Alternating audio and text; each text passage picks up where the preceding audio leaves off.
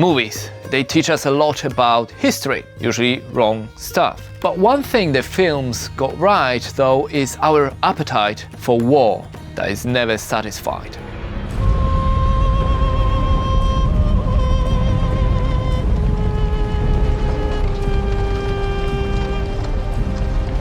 But as a professional, I want to investigate, does the sound of a medieval warfare really match what we hear on the screen? So in this video we'll watch, we'll listen, we'll compare the weapons and battles and how much Hollywood gets it wrong.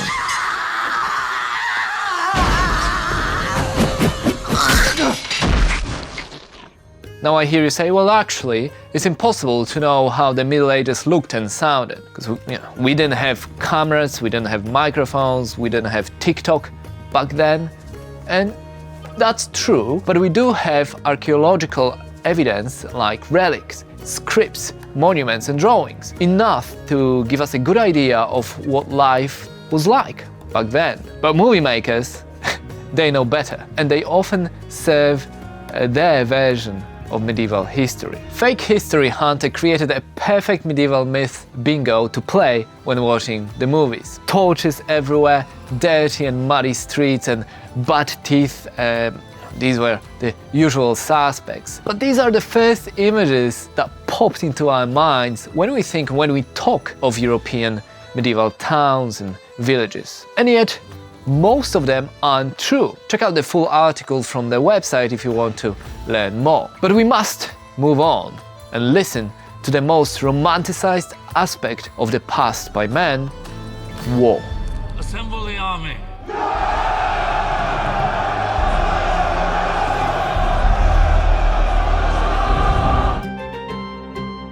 Trebuchet is a type of catapult that inspired countless memes. Let's watch and listen how trebuchet sounded on the battlefield. Prepare to loose. Loose!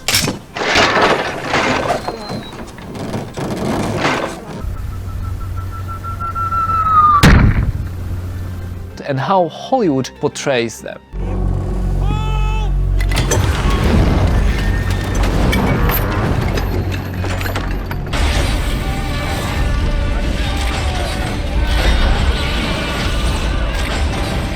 To be fair, it's not that bad. The initial clangs and movements sound pretty authentic in most clips. We do get the bigger impact sound to make it more epic in the movies. But according to this article, trebuchets weren't actually used to crumble and breach walls of castles, as these were quite sturdy, but to send the projectiles into the city, scare the people and wreak havoc instead. There's nothing more satisfying than playing a dual crossbow character. As long as I'm here, they are the prey. And I am the hunter. But how does it sound for real? You bring him back onto the string, you bring him up into the aim, just like shooting a rifle. You bring the lever up nice and slow. If I was you, I'd aim a little bit low. Versus the movies.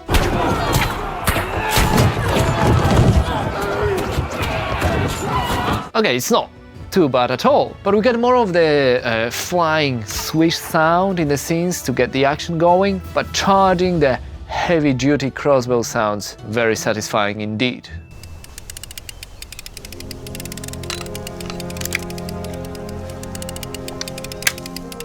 Nice little click, right, reverse it now.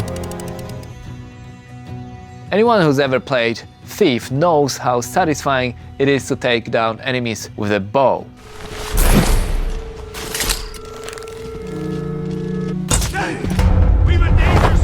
But how does it compare to reality? Single bow shots,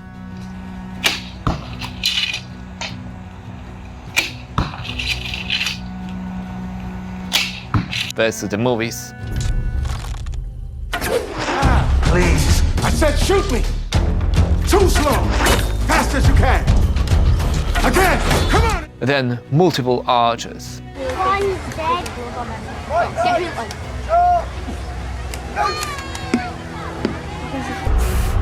Kill them! Look!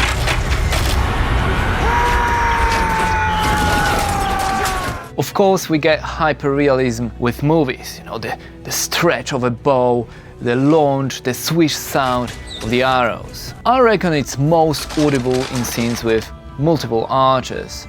From the recreations of the battles, we can barely hear the arrows. I can imagine battlefields being quite loud, so we wouldn't be able to hear the oncoming arrows like in the movies. Being burned by hot oil during a siege was always my worst nightmare. But apparently, this is a movie trope detached from reality. I told you, even I get tricked. Hot oil in movies.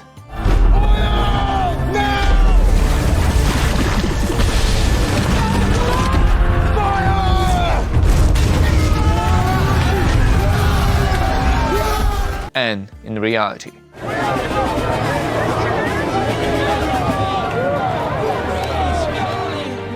And as we can see, the reenactment is much closer to the truth. Using hot oil was impractical and unsafe for defending soldiers, so they used rocks, they used hot sand, any debris, anything that could be used as missiles, even dead bodies, but there were no pots of boiling oil.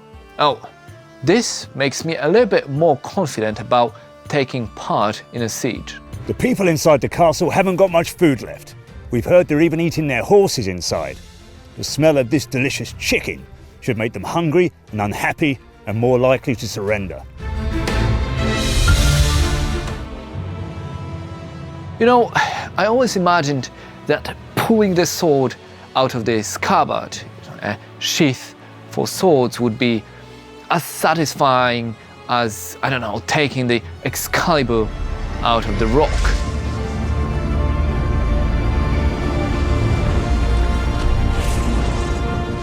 But my day was ruined after watching this video. In a film, traditionally when I pull it out of the scabbard, it will go shing as it comes out. Here is a real sword, here is a real scabbard. That wasn't very impressive, was it? Because of the leather, we didn't get the swing sound that men crave and movies promote. Come for me, big dog.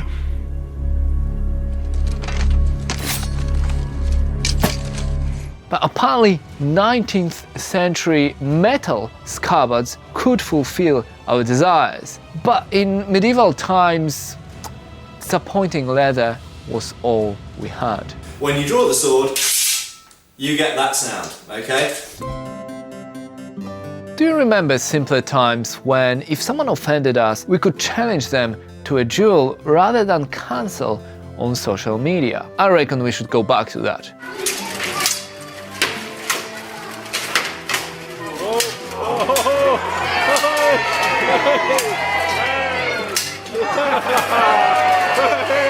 Unfortunately, actual dueling doesn't sound as cool as in the movies, and I fear that in the times when we record everything, it would lose its romanticized perception. A shame, really.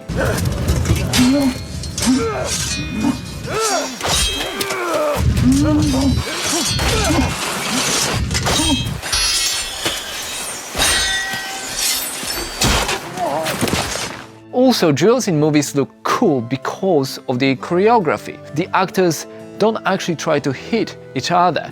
They fight, so it looks good. Obviously, in real fencing, we're trying to hit each other, whereas in stage combat or in movies, they are trying to not hit each other, but make it look like they're hitting each other many, many times. But in reality, as you can see in this video, duels could be like super fast, as you just go for the kill.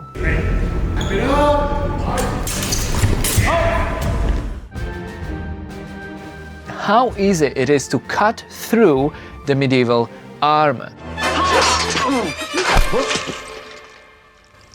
Now stand aside, worthy adversary. 'Tis but a scratch. A scratch? Your arm's off. No, it isn't. Well, what's that then?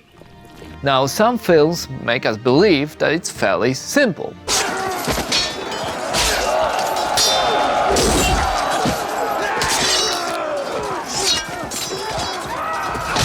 But is it really? Let's look at a video where they debunked the myths. And it also doesn't sound as metallic as in the movies.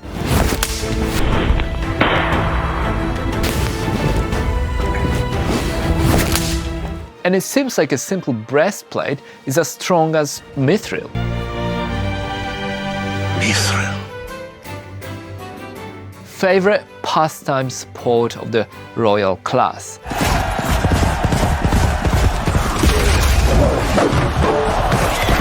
Now in the movies, jousting is always full of fanfare, pomp and dramatic tension.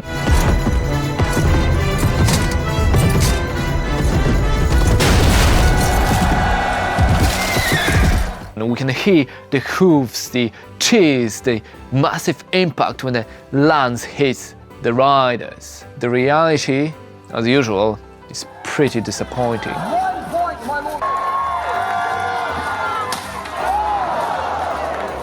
Still fun to watch though.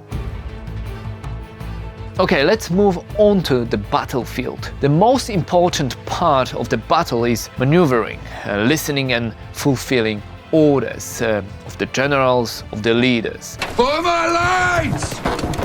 Shields up! Advance! Come on! Now, movies got it nailed down. The army listens closely for the final shout to attack. Why are you stopping? The gods are with us! Forward! Forward!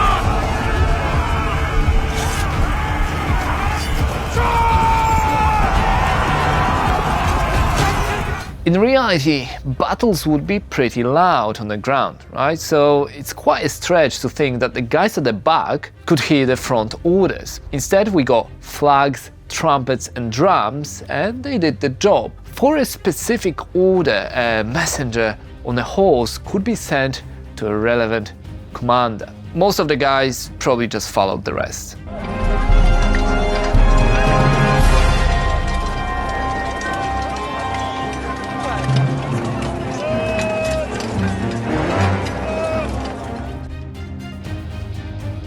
Big armies mean loud marching, horses' hooves, armor and weapons clinking, you know, hundreds of different sounds.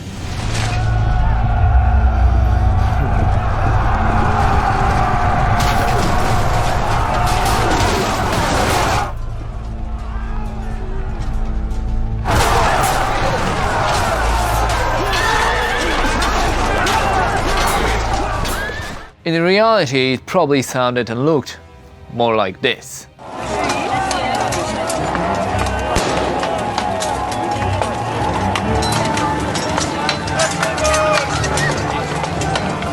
I mean, we can always put epic music underneath.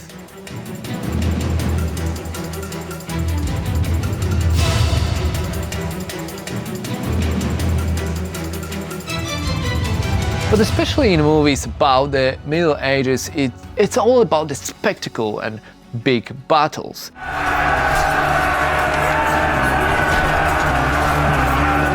That's what we want to see, that's what we want to hear, you know, the screams, the battle rage, the chaos.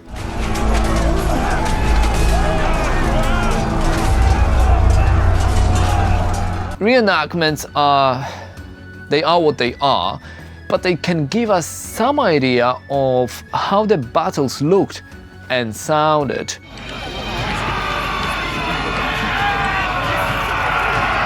The Bretons once more are the first ones engaged on the Norman left. It's not quite epic as the Hollywood presents. Cinema uses hyperrealism and exaggerates reality to have that maximum impact on the viewer. One thing about the army size was that medieval battles didn't have hundreds of thousands of soldiers like each side fighting. Larger ones were like 30 to 40,000, and one of the biggest medieval battles, the Battle of Grunwald on 15th of July 1410 in Poland, featured supposedly between 27 to 66,000 soldiers.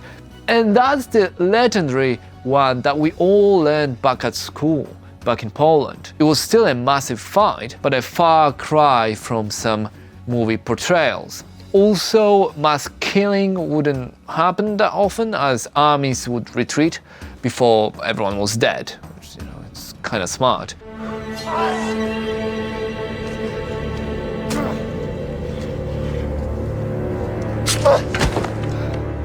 It could be down to a light skirmish rather than an all-out battle. But we watch movies to escape the mundane reality of everyday life.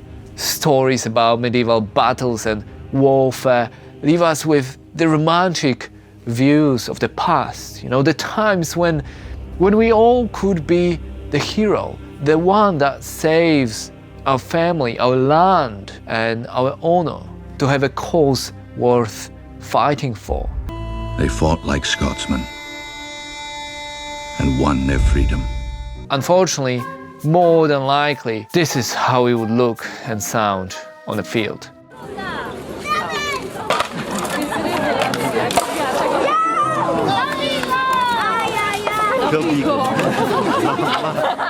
Thanks for watching, like and subscribe.